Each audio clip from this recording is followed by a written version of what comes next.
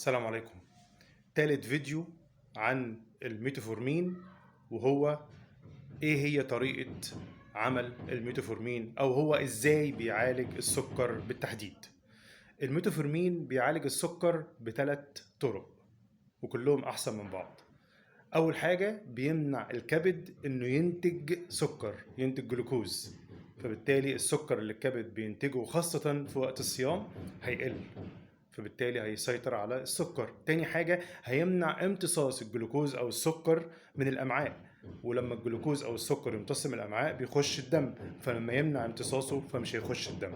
تالت حاجة هيساعد على ان المستقبلات بتاعه الانسولين تبقى حساسه للانسولين، فبالتالي الانسولين يبقى فعال. لكن لو المستقبلات مش حساسه للانسولين، الانسولين مش هيبقى ليه اي لازمه خالص. فدول الثلاث طرق اللي الجلوكوز اللي الميتفورمين بيها او الجلوكوفاج بيها بيخفض السكر. سلام عليكم.